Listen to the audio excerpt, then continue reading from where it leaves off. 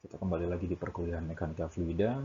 Setelah mempelajari aliran internal atau aliran dalam pipa, kini kita masuk ke salah satu, ya nih, dua bab sebetulnya yang menjadi aplikasi dari banyak persamaan dasar mekanika fluida yang telah Anda pelajari hingga saat ini, yaitu bab tentang aliran eksternal, atau di bukunya Manson, Fluid Mechanics-nya Manson itu sering disebut sebagai flow over immersed body atau aliran di sekitar benda terendam, atau istilah singkatnya ya, external flow atau aliran eksternal. Salah satu aplikasi dari ilmu mekanika fluida selain yang kita banyak lihat di aliran internal, kemarin aliran dalam pipa yang aplikasinya juga banyak di industri, aliran di sekitar benda terendam ini juga banyak aplikasinya, dan berhubungan dengan banyak fenomena fisik seperti ketika suatu pesawat terbang dengan kecepatan supersonic misalnya, atau yang ini fighter jets yang bisa terbang di atas speed of sound yang Mach 6 dari data 1 misalnya. Lalu bagaimana turbin angin mengenerate electricity dengan memanfaatkan tumbukan-tumbukan yang terjadi pada sudut-sudut turbin ini. Lalu misalnya bagaimana angin menerpa dan reaksi tanaman untuk menahan uh, gaya dan momen yang menumbuk permukaan tanaman ini sehingga mereka bereaksi seperti ini misalnya. Atau bagaimana misalnya eh, kepakan sayap burung menghasilkan gaya angkat yang cukup untuk menahan beban tubuhnya untuk mengapung di udara. Atau bagaimana kapal selam bisa tenggelam di bawah permukaan laut atau bisa ngapung di atas permukaan laut. Itu adalah contoh-contoh aplikasi dari aliran di sekitar benda terendam. Nah, untuk empat gambar pertama ini itu sering kita sebut sebagai aerodynamics atau aerodinamika. Dan untuk perkapalan biasanya sering kita sebut sebagai hidrodinamika. Untuk di teknik mesin, kita biasanya akan lebih fokus ke bagian tentang aerodinamika, karena bab ini sebetulnya nanti adalah dasar ketika Anda mengambil mata kuliah pilihan teknik aerodinamika yang akan ada di semester 8 biasanya.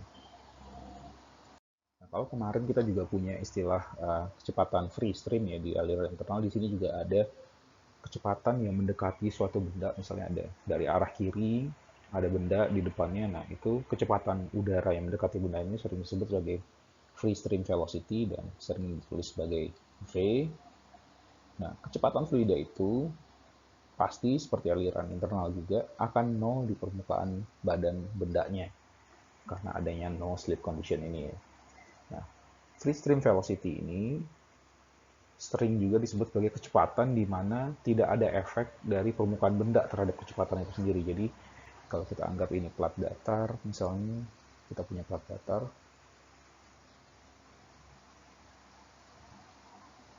lalu free stream velocity itu, nah anggapnya untuk permukaan seperti ini. Nah, ketika dia sudah mulai rata profil kecepatannya, nah ini adalah free stream velocity yang jauh dari permukaan bendanya. Nah, di sini 0, sama halnya dengan kecepatan internal karena adanya gesekan shear stress antara fluida dan bendanya.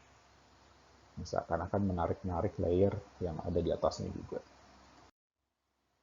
Untuk aliran eksternal, kita juga bisa membaginya sebagai aliran 2 dimensi dan 3 dimensi.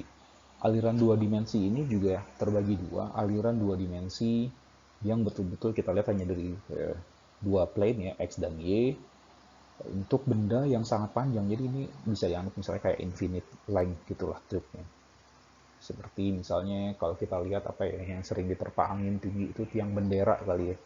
Kita bisa lihat. Nah, itu kan antara diameter dan panjangnya kan lebih dominan panjang sebetulnya. Sehingga kalau dilihat dari atas ya dari atas ke bawah efeknya hampir sama jadinya. Nah, makanya kita ambil hanya cross sectionnya saja. Lalu yang masih bisa dianggap dua dimensi adalah seperti peluru, yaitu geometri yang berbentuk simetri antara X dan Y-nya, dan ketika dibelah bentuknya sama persis. Nah, itu masih masuk aksis simetrik lah istilahnya ya. Dan aliran tiga dimensi yang tidak bisa dimasukkan ke aliran 2D dan aksis symmetric flow. Nah, misalnya untuk pesawat terbang, ketika kita lihat dari arah aliran dari sini, kan ketika kita bagi dia tidak akan aksis simetris bentuknya. Nah, kalau peluru mau dipotong dari sini, atau ya dipotongnya arah sumbu X atau dipotongnya arah sumbu Z misalnya, dia akan sama kan. Sementara kalau pesawat ini kita potong ke sini dan potong dari atas dan potong dari samping, kan dia nggak akses simetris, jadinya berbeda. Nah, karena itu dia masuk ke 3D flow. Nah, sebelum kita masuk ke konsep drag dan lift, ada dua hal yang perlu Anda ingat, yaitu tentang geometri yang sering disebut sebagai blunt atau bluff body ya, dan streamline body. Nah, dua hal ini berkaitan dengan bentuk bendanya langsung yang dilewati fluida. Misalnya, untuk geometri atau benda yang cenderung menghambat aliran fluida, itu kita sebutnya sebagai blunt body. Biasanya misalnya ada kotak atau bola, itu juga masuknya masih streamline body, karena dia memaksa tidak, ketika ada aliran fluida, pada satu titik fluida itu tidak bisa tetap berada di course permukaan. Misalnya kalau bola, kalau kita lihat aliran seperti ini ya, nah itu hanya akan ikut misalnya sampai titik ini nih. Nah, dan dia tidak akan ikut langsung ke sini dan kembali ke sini. Pasti akan ada ke atas dulu. Nah, nanti setelah berapa jarak dia akan reattach lagi, dan aliran yang dari bawah juga baru ketemu di beberapa titik setelah region yang kosong ini. Nah, itu disebut blunt body. Kalau bluff body, benda itu dirancang agar fluida bisa mengaliri semua kurvatur permukaannya. Itu perbedaan dasarnya. Nah, sekarang kita kembali ke drag dan lift, karena blunt bluff body dan streamline body ini erat kaitannya dengan konsep drag dan lift. Nah, ketika fluida itu melewati suatu benda, aliran fluida ini akan mengexert gaya-gaya pada badan benda ini. Nah, gaya yang searah dengan arah aliran itu sering kita sebut sebagai drag atau gaya hambat. Atau ya di fisika mungkin sebutnya apa ya, gaya gesek kali. Tapi itu konsep yang berbeda sama sekali, karena di dalam drag, antara drag dan gaya gesek atau friksi itu ada hal yang berbeda. Terkadang friksi yang merupakan bagian dari surface roughness misalnya, itu juga berpengaruh terhadap drag. Jadi ini dua hal yang tidak bisa disamakan. Jadi pengartiannya tolong tidak disalahgunakan nanti. Drag adalah gaya hambat dan friction adalah friksi. Nah, dengan untuk menjaga friksi itu tetap rendah, menjaga drag itu tetap atau gaya hambat itu rendah, misalnya untuk kendaraan bermotor, itu erat hubungannya dengan konsumsi bahan bakar.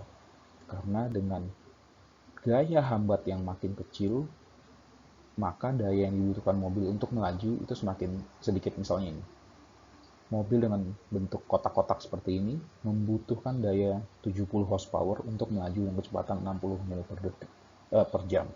Sementara mobil yang sudah bentuknya streamline itu membutuhkan daya 20 horsepower lebih sedikit, atau cuma 50 horsepower untuk mendapat kecepatan yang sama. Itu adalah efek dari streamline dan bluff body terhadap drag atau gaya hambat. Nah, ketika kita ambil misalnya profil airfoil ini adalah potongan dari profil sayap pesawat biasanya. Nah, resultan gaya yang bekerja pada airfoil itu ada dua. Pertama, gaya angkat yang posisinya selalu tegak lurus atau normal terhadap arah aliran, dan gaya hambat atau drag yang posisinya pasti selalu sama dengan arah aliran. Ini aliran dari kiri ke kanan. Nah, resultan gayanya pasti kan gini. Nah, ketika di lain hal, ketika suatu benda melewati fluida, interaksi antara benda dan fluida itu akan terjadi. Kan? Akan ada efek yang diakibatkan oleh gaya-gaya tersebut terhadap terutama di interface antara permukaan benda dan fluidanya, ada lapisan lah di sini. Nah, gaya-gaya ini bisa masuk ke dalam surface stress wall, misalnya yang sering tersebut sebagai shear stress pada permukaan yang lebih banyak karena viscous effect. Lalu ada normal stress juga yang tegak lurus terhadap permukaan bendanya yang karena pressure. Nah, ini kan ada pressure distribution nantinya kan antara bagian atas dan bagian bawah airfoil misalnya. Selain gaya-gaya atau forces yang bekerja pada suatu benda, ada juga momen. Nah, tiga momen utama yang bekerja pada suatu benda yang bergerak di eh, fluida itu ada tiga namanya. Ada pitching moment, rolling moment, dan yawing moment. Nah, ini masing-masing adalah sumbu-sumbunya. Rolling moment itu pasti selalu searah dengan aliran fluidanya. Lalu ada yang searah dengan lift, yang di arah lift direction, di arah lift force itu disebut sebagai yawing moment. Nah, lalu ada yang ke arah samping, yang bukan ke arah lift dan bukan ke arah drag, ke arah aliran, itu disebut pitching moment. Jadi kalau pesawat itu rollingnya ke atas bawah seperti ini, nah itu karena pitch axis-nya yang bergerak. Atau benda itu bergerak di pitch axis-nya. Atau ketika dia bergerak, pesawat ini berputar ke arah situ, nah itu ya karena yawing moment. Terus kalau dia ya seperti bermanuver ya ke arah sini, nah ya itu karena rolling momentnya. Dalam menganalisa drag dan lift lebih mudah ditampilkan ya seperti sudah sampaikan tadi dalam bentuk persamaan gaya-gayanya atau forces equations-nya. Nah, untuk ketika kita lihat ini di airfoil ini resultan gayanya ya, kita bisa lihat fungsi dari pressure dikali area. Nah, kita bisa dapat itu yang namanya persamaan diferensial untuk drag force dan lift force atau gaya angkatnya. Ketika ini kita integral, kita bisa dapat bentuk integrasinya. Nah, ini biasanya ketika Anda mengerjakan secara komputasional atau nanti Anda simulasi dengan CFD adalah persamaan ini yang akan diselesaikan secara numerik karena masih ada bentuk integralnya. Misalnya ada satu plat datar yang tipis ya, terus ada aliran fluida yang paralel atau mengalir di atas permukaan plat itu. Drag force-nya itu hanya bergantung kepada wall shear stress-nya saja, jadi hanya tahu pada wall saja yang mengakibatkan adanya drag. Di lain hal, ketika plat ini kita putar 90 derajat gitu, hingga sudutnya menjadi 0 terhadap aliran. Kalau ini kan dia tegak lurus terhadap aliran. Nah, kalau ini dia paralel posisinya terhadap aliran. Yang terjadi di sini adalah drag itu hanya karena perbedaan tekanan atau hanya karena tekanan. Nah, makanya dari dua hal ini kita akan punya yang namanya dua jenis drag. Yang pertama adalah friction drag karena adanya permukaan, adanya shear stress di permukaan, wall shear. Lalu yang ada yang namanya yang kedua adalah pressure drag. Dan dia tidak bergantung kepada wall shear. Nah, lalu perbedaan tekanan antara permukaan airfoil misalnya, di mana high pressure region dan low pressure region ini mengakibatkan adanya lift. Dan aliran fluida dan interaksi aliran fluida dengan permukaan airfoil untuk mengakibatkan adanya drag. Nah, pressure difference ini tadi yang sudah disampaikan menghasilkan lift.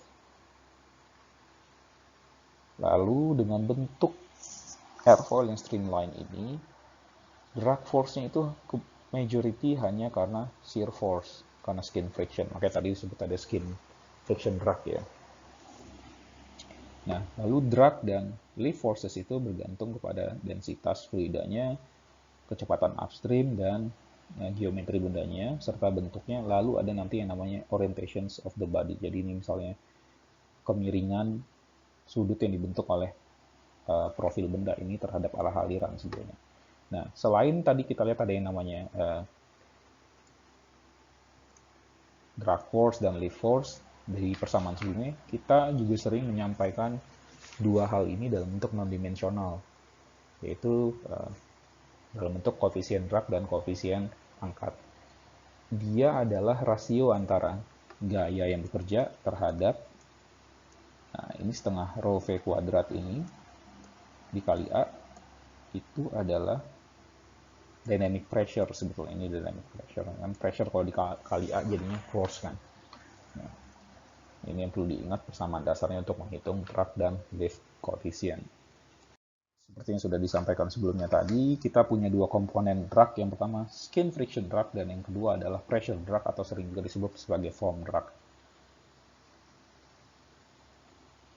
Nah, bagian di mana drag force itu hanya karena wall shear stress itu disebut sebagai skin friction drag.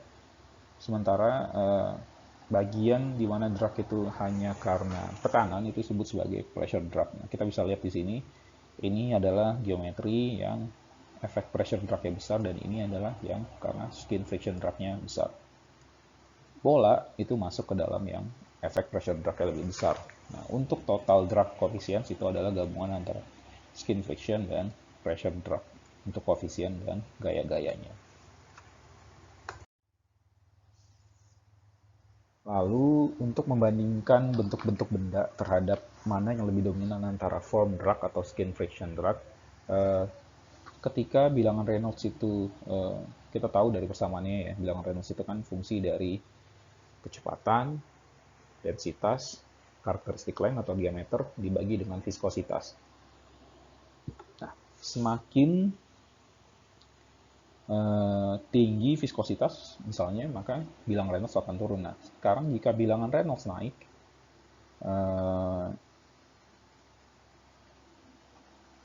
maka ada hubungannya juga dengan viskositas pastikan. Nah, ketika kontribusi friction drag terhadap total drag itu akan semakin kecil pada bilangan Reynolds yang tinggi. Nah, ketika bilangan Reynolds-nya terus dinaikkan, maka skin friction drag-nya akan semakin kecil karena flow-nya pasti akan makin streamline. Nah, dengan seperti ini, efek dari skin friction-nya akan semakin kecil tentunya. Lalu yang kita perlu tahu juga adalah skin friction drag ini juga proporsional terhadap luas areanya. Jadi kan tadi kita bisa lihat semakin besar luas areanya maka CD-nya juga akan semakin besar. Nah, lihat ini misalnya untuk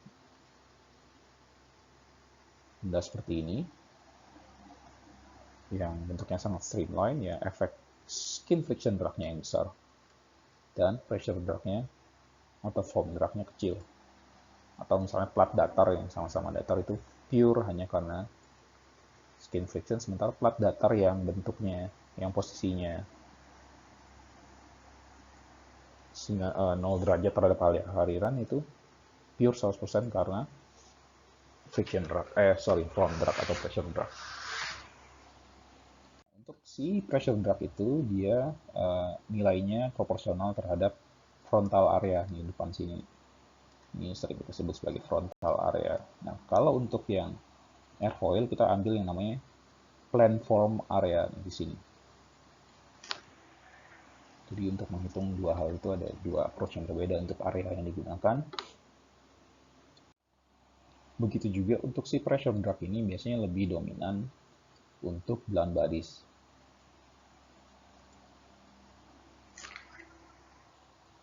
Dan dia akan nilainya kecil untuk streamline bodies seperti airfoil dan nilainya 0 untuk plat datar. Nah, pressure drag ini akan jadi signifikan ketika aliran fluida terlalu tinggi sehingga dia jadi tidak bisa mengikuti permukaan bola ini misalnya. Nah, misalnya kalau misalnya ini aliran atau kecepatannya kita kurangi ya, ada kemungkinan dia akan tetap alirannya tetap mengikuti kurvatur si bola ini, tapi ketika alirannya kita naikkan, maka dia akan attach atau detach atau lepas dari permukaan dan membentuk sirkulasi seperti ini, resirkulasi. dan menghasilkan ya ini di sini nih area di mana tekanannya rendah, kan kita lihat tadi di sini pressure-nya tinggi, di sini pressure-nya rendah.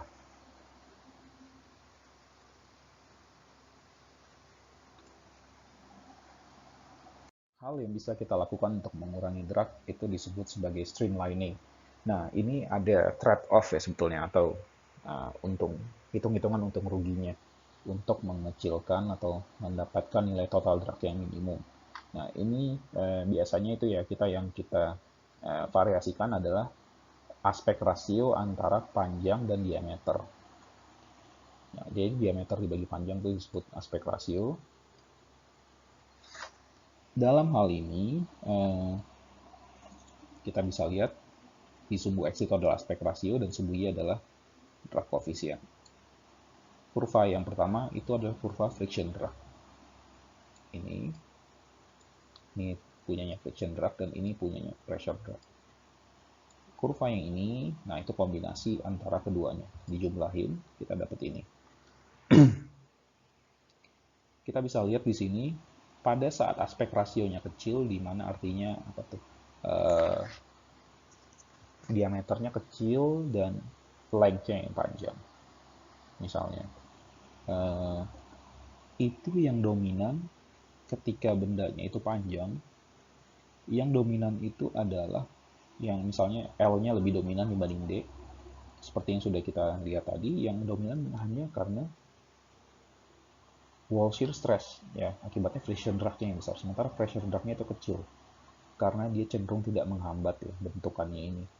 Nah, lalu semakin kita perbesar nilai D-nya, anggap nilai L-nya konstan dan D-nya kita naikkan terus, maka nilai friction drag-nya akan turun. Sampai di satu titik di mana dia terus turun dan pressure drag-nya terus naik. Nah, ini adalah nilai trade-off di mana kita bisa dapat total drag paling kecil dan friction drag paling kecil dan total drag-nya yang optimum, pressure drag-nya yang optimum. Jadi ini semacam proses iterasi ya, hingga mendapatkan titik optimum di mana total drag itu semakin paling kecil.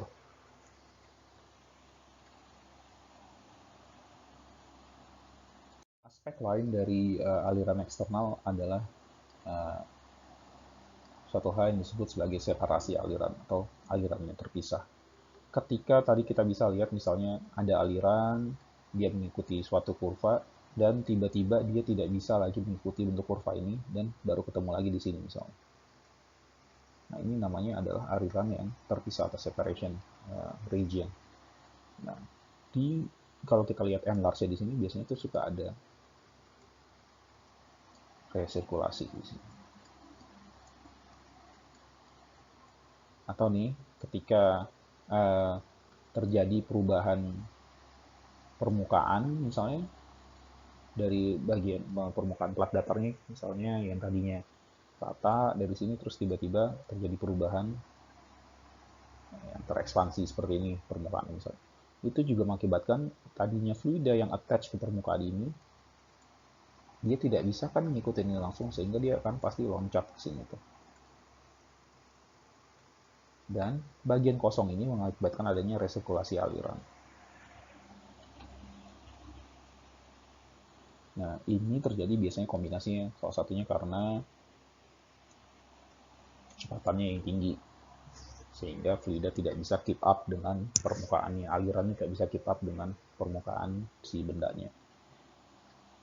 Lokasi di mana terjadinya separation ini bergantung pada Reynolds number, kepasaran permukaan, dan fluktuasi dari kecepatannya, kecepatannya berfluktuasi atau tidak misalnya. Itu juga pengaruh terhadap separation region-nya. Nah, flow separations ini menghasilkan area di mana terjadi low pressure region di bagian ini. Nah, ini sering sebagai wake region di mana aliran di belakang benda yang pressure-nya sangat rendah.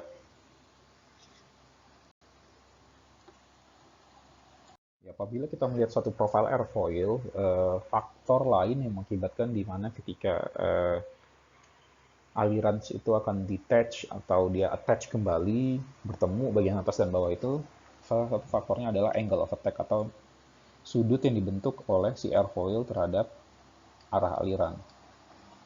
Nah, separations ini biasanya kalau untuk airfoil terjadi ketika AOA-nya atau angle of attack-nya lebih besar daripada 15 derajat. Ya.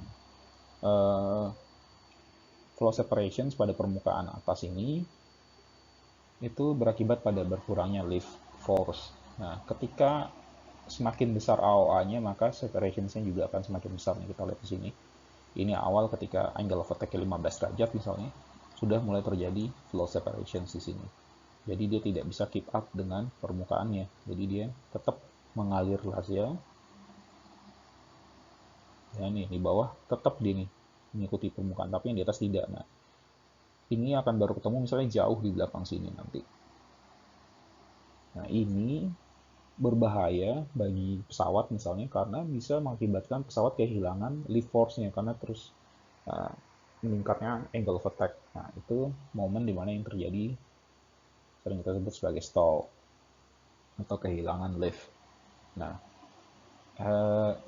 di bagian yang terjadi flow separations ini kan kita tadi lihat ada yang namanya circulation region ya, atau circulating struktur fluida yang bersirkulasi di sini. Nah, itu kita sebut sebagai vortex sebetulnya. Nah, karena jumlahnya banyak ya, kita gunakan jenis pluralnya vortices. Nah, gabungan mereka ini itu disebut sebagai vortex shading atau kumpulan dari vortex.